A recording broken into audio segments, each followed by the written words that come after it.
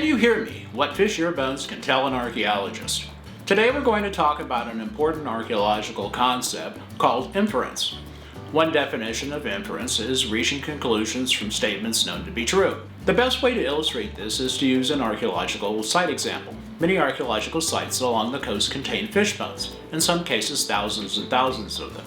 Archaeologists don't typically count them because it would make us crazier than we normally are, and really society has enough on their hands as it is. However, there is one bone, actually 3 pairs, within each fish that's called an otolith, which in English is known as an ear bone. Okay, what makes an ear bone so special? Well, glad you asked. Actually, there are many reasons, but the primary ones are that the otoliths are species specific.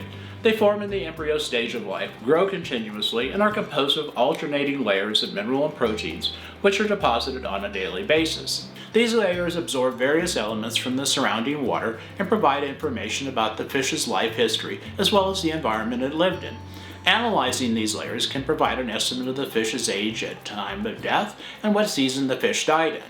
Archaeologists take these ear bones and send them off to a specialist who are very special and typically work in basements with good ventilation, who can identify them. I should point out that we're not talking about 1 or 2 bones, but thousands of them, potentially.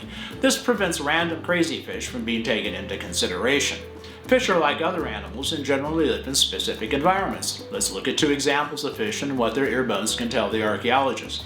The first is the widow rockfish who live in deep water, and surf perches who are often found in the shallower surf zone. Now comes the interesting part.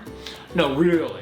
We know what the Chumash, or that the Chumash used hook and line in conjunction with tamals, which is the local type of canoe, to deep water fish. So in finding widow rockfish otoliths, we can infer without ever finding fish hooks or tamal fragments that the Chumash used hook and line in conjunction with tamals in deep water to catch them. They used nets made with various fibers of plant materials to catch fish in the surf. So therefore, when we find thousands of surf perch otoliths, we can infer that they used nets to catch them.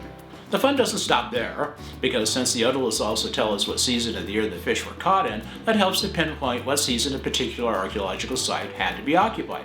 Other information like seed or animal identification helps in determining if an archaeological site was occupied year-round or just seasonally. Families make inferences all the time. Remember when Daddy went on a business trip to Sacramento but had to call for help from Vegas when his car broke down? We can infer with reasonable certainty that what Mommy did when Daddy finally got home. I bet his otoliths got rattled big time. And with that cautionary tale, we bring this episode to a grateful end.